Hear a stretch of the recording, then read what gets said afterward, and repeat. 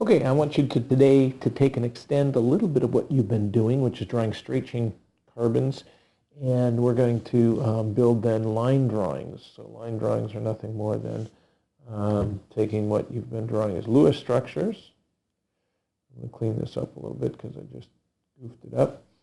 And we're going to draw them as lines. Now, in a line structure, no CH bonds are shown. So let's take this example as number one, and we're going to build one to begin with. First of all, you have to count and figure out what's the parent chain. That's usually the easiest thing to do. And so you can start from the left and go 1, 2, 3, 4, 5, just across that straight one. Okay, if I put it in red, you see 1, 2, 3, 4, and then you can go to 5 if you went straight. But if I went down, I'd even get longer, wouldn't I? 1, 2, 3, 4 to that branch, and then we can go downwards and over. 5, 6. That's 6 carbons long. It'd only be 5 carbons if I took that one I didn't draw in. So let's draw a 6-carbon chain. 1, 2, 3, 4, 5, 6. There's my parent chain. We call it the longest chain without backtracking the parent chain. All right, now we still have to draw that other carbon there. Now, what carbon does it? What bend or what circle? Here's a carbon. I'm going to draw little dots on here. 2, 3, 4, 5, 6. Okay, so those are each carbons. If I start counting from the bottom here, I can go back. It'll be the 3rd carbon in where that methyl group is. If I come from the other side, 1, 2, 3,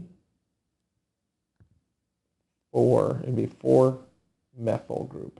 If I come from the right, it's just a 3 methyl group. So that carbon's on the 3rd one. So if I go 1, 2, 3, and I draw this line here, that's one way to draw that. Okay.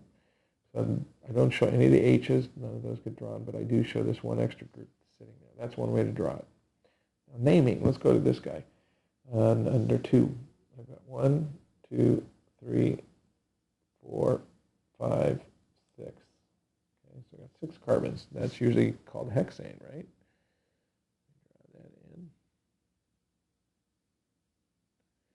in. And if you want to say there's something on here, there's a chlorine group.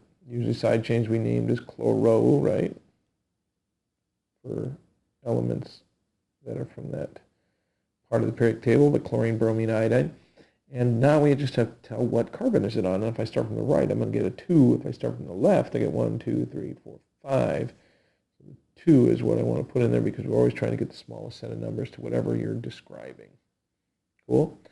Now this next one's interesting because I've got 1, 2, 3, 4, 5, 6 carbons, which is still a hex, right?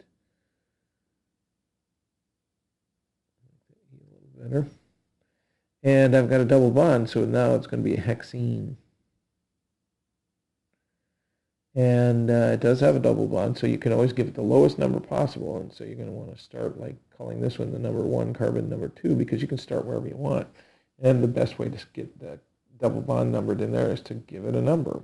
So it's going to be 1 hexene. Now that's different than that one above it, which is also a hexane. But we want to call this what goes around a circle. We usually give the term cyclo. Okay. And 1 cyclohexene. Now, cyclo doesn't need to be numbered because it's just describing that 6-carbon chain in a ring. The ene group is the first thing that shows up, and the number 1 that's there is telling you where in that group is that ene group. Now what I'm going to do is we're going to lower this. And the last thing we're going to do, so there's 2 examples of writing the name from the stick drawings. Let's look at this last formula. First of all, if you're going to give the formula for this, you're going to know what are the carbons. Well, every end and every band is a carbon, so that's got how many carbons? 4 of them, right? Now, each carbon likes to have 4 sticks, and what you can do is you can start counting here. That's only 1 stick coming off, so there's 3 carbons here. I'll put them down below. 3 carbons, 2 carbons there, 1 hydrogen, and then 3 hydrogens, right? Because there's sticks that are missing. So add those up, 3 plus 1 plus 2 plus 3. That's going to be H 9, and then of course you got 1 iodine. So that's how you get your formulas, okay? So you should be able to do those on the rest of the sheets. Give her a shot.